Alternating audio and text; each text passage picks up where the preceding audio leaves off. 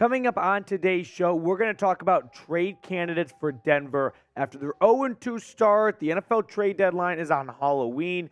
Are the Broncos currently on a trajectory or a path where they will be big-time sellers? Kind of like last year with Bradley Chubb and then the year before that with Von Miller. And so if that's the case, who could go? It's definitely an early conversation. It's a bit premature, no doubt about it. But 0-2 is a tough hole to climb out of. And I don't know if this team is simply put good enough to climb out of it. It's not like they're 0-2 because they played the Chiefs and the Eagles the first 2 weeks. They played the Raiders and the Commanders. I don't think there's going to be a big turnaround coming right before the deadline. So with that being stated, let's get into my 5 trade candidates, starting with Courtland Sutton, a player who was named early and often in trade candidates and trade buzzed in the offseason. Still on the roster right now, but unfortunately, I don't know if that's going to be the case long term. He's definitely had a very good start to the season. We can show Courtland Sutton's stats through the first 2 games, and 9 grabs, 98 yards, 1 touchdown. A big improvement, I think, from what we saw out of the gates from him last year. I mean, just the last 2 seasons prior or after his ACL injury, 4 touchdowns total in 2 years. He's already got 1 through 2 games, so definitely looks like he's getting a knack for the ball towards the red zone. But Courtland Sutton is turning 28 years old in October, so he is getting a little bit up there in the age column. However, he still has a lot of good years left in the tank. This is not a sell on Courtland Sutton before he's a bag of bones. No, Sutton still has some good juice left in. He's still in his prime of his career, I would say. Now, he also has 2 years left on his contract after 2023. So if you include this year, he has 3 years on his deal. So he is going to be locked up for a long time. His base salary for 2023 is $14 million. Now, what does that mean / what does that matter? When a team trades for a player, they take on the remaining base salary. Now, if you are 2 games into a season, well, take $14 million divided by 17 and then delete 2 because you've already paid out 2 game checks. That's how much a team would take on. However, we have seen teams eat salaries to get better draft compensation, like Denver did with Von Miller and the Rams. They paid the rest of his salary in exchange for getting a 2nd and a 3rd round pick. Now, the rumor on the street back in March and April was that the Baltimore Ravens were interested in Courtland Sutton. Since then, they've drafted Zay Flowers. They've signed Odell Beckham Jr. I don't think they're going to be all that interested. However, producer Roley's New England Patriots might be interested because right now, their best receiver is their left guard, Cole Strange. He was the only one making an effort to get to the line of scrimmage or get to the first down marker. So what about Courtland Sutton for a 4th round pick? Does this pique anyone's interest? Would you do this trade? Be honest with me. If New England made a call and said, listen, we want to capitalize on Mac Jones. We want to give him all the tools to be successful. We think Courtland Sutton is still a good ball player. We'll give you a 4th round pick for him. Let me know down below in the comment section, yes or no, would you do this deal?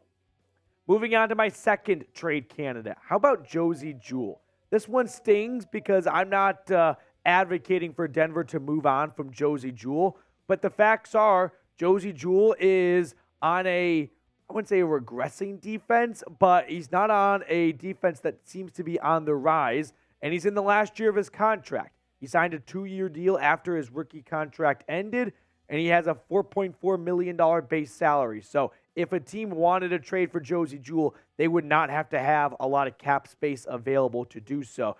They could get him for close to nothing salary cap-wise. Now, he is still under 30 years old. He actually turns 29 on Christmas Day, so he's a Christmas baby. But his 360 tackles since 2018 are the 2nd most on the team, only behind Justin Simmons. When you look at what Jewell did last year specifically, he was the 2nd most highest amount of tackles on the team behind Alex Singleton. 2.5 sacks, 2 interceptions, 7 tackles for loss, and that's only in 13 games played. Josey Jewell and Alex Singleton, I think, make one of the best inside linebacker duos in the NFL. So if teams are going to start making calls, trying to tighten up a defense, if they got an injury and they're trying to make a postseason run, well, they could call Denver because they have 2 really good inside linebackers, so maybe they're okay with moving on from one of those 2, and it would be Jewell of the 2 because Singleton signed a 3-year extension this offseason, and Jewell's in the last year of his contract, And then you've got Drew Sanders, who is waiting in the wings. And maybe that makes Sean and George Paton a lot more comfortable with the idea of moving on from Jewell, knowing, listen, we have Drew Sanders. We could bring him up. He has yet to play a single defensive snap so far through 2 weeks. But if they feel in practice he looks like he can run alongside Alex Singleton, that could make digesting moving on from Josey Jewell a lot easier.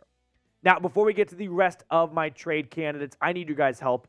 We are 11 subs away from 16,000 subscribers here on the channel, which is pretty crazy to think about and say out loud. But help me out. Hit the sub button down below. We're going to get you guys daily Broncos content here at the Broncos Breakdown.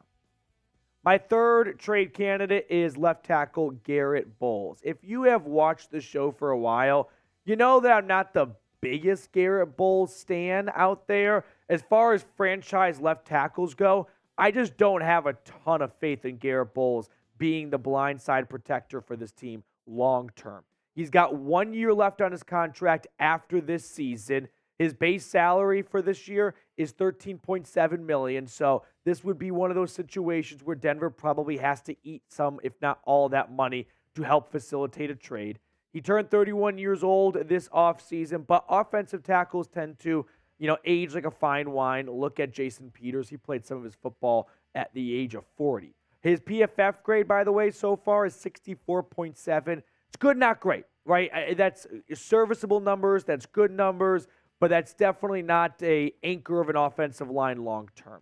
If Denver got a good offer, I'd do it, right? If a team out there lost I lost my voice during the watch party. Shout out to, 35-33, that's going to do it to you. But if a team made a call to Denver and is like, listen, we just lost our starting left tackle. We're the best team on our division. We don't want to slow down. We don't want to skip a beat. We want to keep this train moving. Well, maybe Denver would be open to moving on from Garett Bolles if they are looking to ultimately move on anyway as he gets towards the end of his contract, get some money off their books for next year, and get some draft capital in return. Now, the only question/hiccup I have is, who's going to replace Bolles, right? You're not moving Mike McGlinchey to left tackle. He's been a right tackle his entire career. You could roll with Cam Fleming at left tackle for the rest of the season, but it's not like Denver has a rookie or a second-year tackle that they're waiting to see, right? That they want to find out if he could be a long-term piece at tackle for them. They have no one in the roots. They have their farm system has no tackles right now. I guess you could make an argument for Alex Palchevsky, but he's a UDFA rookie on IR right now. That's a big ask to go from UDFA rookie on IR to you're our new starting left tackle. Make sure Russell Wilson does not get a hit from the blind side. That's a big, tall mountain to ask for the guy out of Illinois. Now, before we move on to the rest of my trade candidates, our sportsbook partner, BetUS, they're back for another year, of course, and they've got Broncos country back. When you go to chatsports.com/bet and use promo code Broncos125, they hook you up with a 125% deposit bonus. Now, Denver plays Miami this Sunday, and the Broncos do not have a lot of success playing in South Beach. They got the one win off the top of my head with Tebow, over 10 years ago at this point. But they are 6.5-point dogs. It's a Vic Fangio revenge game. I don't have a lot to sell you on, so may I interest you in the over? I could see Tua and Russell Wilson combining for a lot of points. So go to chatsports.com/bet, promo code Broncos125. My fourth trade candidate is a tough one. It is Justin Simmons. Maybe my favorite player on this team, to be frankly honest with you guys. He has 1 year left on his contract after 2023. So not an expiring deal, but not someone who's locked up long-term at the moment. His base salary for this season, $14.4 million. So lump him in with Garett Bolles and everyone else we looked at earlier, like Courtland Sutton, who would have to have a lot of money eaten by Denver to probably get a trade to go through. He turns 30 years old in November, so if the Broncos kind of want to sell high before he gets on the wrong side of 30, this would be the time to do it. Over the last 4 seasons, he's been one of the best safeties in football. I don't care if the Pro Bowl accolades don't back it up. I don't care if the PFF overall rankings don't back it up. The guy led the NFL in interceptions last year, and he was on IR for 4 games. That's just incredible work by Justin Simmons. And you can see his PFF rankings throughout the last 4 seasons have unfortunately dipped in the wrong direction. Now, PFF is not the end-all, be-all, but their margin of error isn't so vast that they are wildly missing on players. So for Justin Simmons to go from the second best safety to mid-30s last year, his arrow is not going in the right direction, is what I want to say. Now, I know Detroit just lost C.J. Gardner-Johnson for the season. Kind of makes you wonder, in a year where the Lions have a real chance to win the NFC North, something they have never done under the current parameters of the division realignment since 2002, maybe they will chip in a second rounder.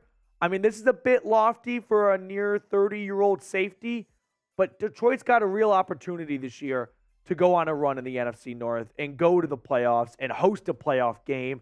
And they think if they think Justin Simmons could be the missing piece in this defense, because Justin Simmons is not just a ball hawk safety. He's an incredible leader. He's an awesome guy to have on your team. Any team would be lucky to have Justin Simmons. Every team would love to have 11 Justin Simmons on their defense. So a second rounder is at a steep price, but I could see Detroit playing ball. So let me know. Accept or decline Simmons for a second. I'm not interested in moving Simmons for just anything. It'd have to be a really good price. It'd have to be a really good draft pick coming back. I kind of hate myself for doing this, but I think I would do it. I know Denver's only 0-2. It's just 2 weeks into the season. It's way too early to panic, but it feels like they're 0-5 in a lot of ways, right? I mean, they have negative 3-point differential, so they're in all these games. But the fact is, they've been in a lot of games for a long time, and they just cannot seem to figure out how to win. And I'm not calling Justin Simmons a loser. He's only a free safety. He can only do so much. He's not on offense, right? He's not at the line of scrimmage trying to make a key stop on 3rd and 1 to get the ball back. But the fact is, as long as Justin Simmons has been a Bronco, this team has not won a lot of ball games. And so at this point, maybe it's just best for both sides to kind of shake hands, go their separate ways, enjoy the proud history they shared with one another and a lot of success they did have. But maybe Justin Simmons going to Detroit could give him a nice fresh start to try and win some postseason games, something he has no experience in, never been to. And for Denver, they can start the rebuild a little bit and get a good day 2 draft pick back. My 5th and final trade candidate, I think everyone can get around. What about Randy Gregory?